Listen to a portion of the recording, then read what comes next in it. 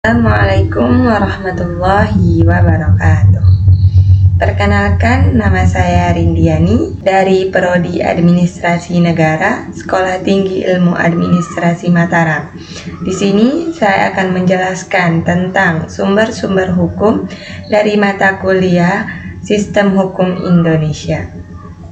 Baik, sebelum membahas sumber-sumbernya, mari kita cari tahu definisi hukum. Hukum secara sederhana adalah seperangkat aturan dan norma yang mengatur perilaku manusia dalam masyarakat. Hukum ini bertujuan untuk menciptakan ketertiban dan keadilan dalam bermasyarakat.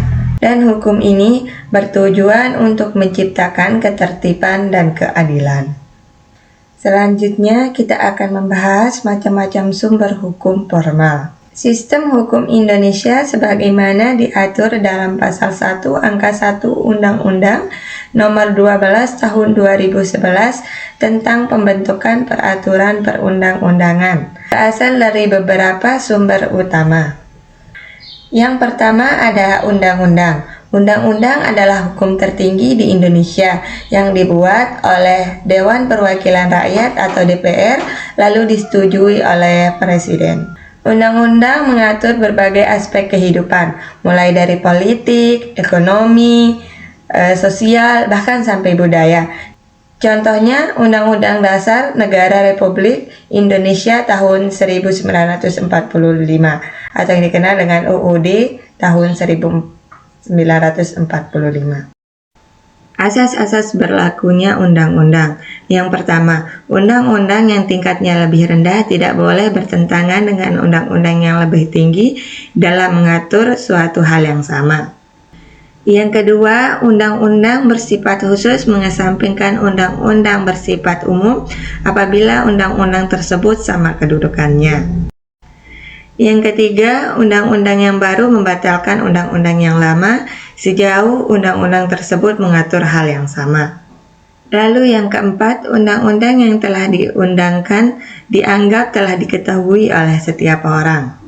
Karenanya, orang-orang yang melanggar undang-undang tidak bisa membela dirinya dengan mengatakan tidak mengetahui undang-undang yang bersangkutan. Lalu yang kedua ada kebiasaan. Kebiasaan adalah perbuatan yang dilakukan secara berulang-ulang dalam masyarakat mengenai suatu hal tertentu dan dianggap sebagai hukum. Dan di Indonesia dikenal sebagai hukum adat.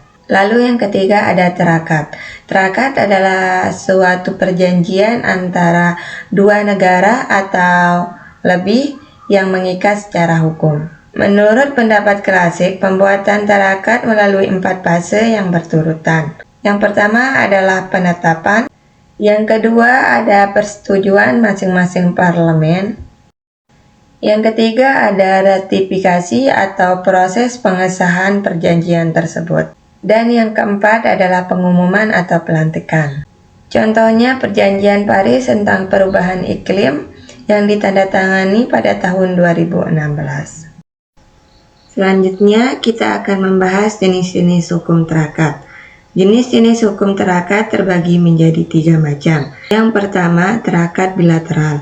Terakat bilateral adalah jenis terakat yang diadakan oleh dua negara. Contohnya perjanjian antara negara Indonesia dengan negara Vietnam tentang upaya meminimalisir tindakan illegal fishing yang ada di perairan Laut Indonesia. Yang kedua ada terakat multilateral, yaitu terakat yang dibuat lebih dari dua negara. Contohnya perjanjian internasional yang dilaksanakan oleh beberapa negara di Eropa. Adapun perjanjian dari beberapa negara di Asia Tenggara tentang kerjasama di bidang budaya, ekonomi, dan lain-lain. Yang ketiga ada terakat kolektif atau terbuka.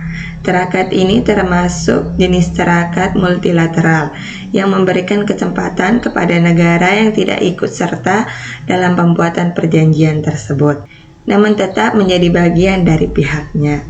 Jurisprudensi adalah kumpulan putusan pengadilan yang telah memiliki kekuatan hukum tetap dan dijadikan sebagai rujukan dalam mengambil keputusan selanjutnya.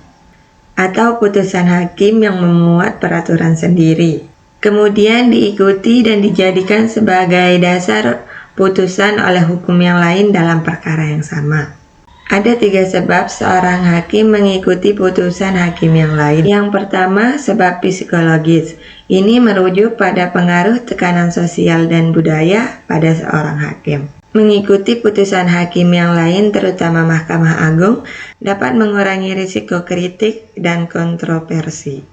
Yang kedua, sebab praktis. Alasan praktis ini menekankan efisiensi dan kemudahan. Yang ketiga, sebab dirasakan sudah adil. Alasan ini mengacu pada keyakinan hakim bahwa keputusan sebelumnya sudah menghasilkan keadilan. Macam-macam yang kelima ada doktrin. Doktrin adalah pendapat para ahli yang dijadikan sebagai rujukan untuk pembentukan atau penerapan sebuah hukum tersebut. Doktrin ini tidak mengikat secara hukum namun sangat berpengaruh. Itulah 5 macam-macam sumber hukum formal. Selanjutnya kita akan membahas makna hukum tertulis dan makna hukum tidak tertulis. Makna hukum tertulis adalah hukum yang dibuat secara formal, hukum yang dibuat oleh lembaga negara yang berkewenangan, dan hukum yang dituangkan dalam bentuk peraturan perundang-undangan. Sedangkan makna hukum tidak tertulis adalah hukum adat. Hukum adat adalah hukum yang berasal dari tradisi yang berproses secara turun-temurun dalam suatu masyarakat tertentu. Lalu ada hukum kebiasaan yang lahir pergaulan masyarakat modern. Mungkin cuma ini yang dapat saya sampaikan dari materi sumber-sumber hukum dalam mata kuliah Sistem Hukum Indonesia. Kurang dan lebihnya saya mohon maaf. Wallahul muwaffiq wal hadi ila sabilir rasyad. Assalamualaikum warahmatullahi wabarakatuh.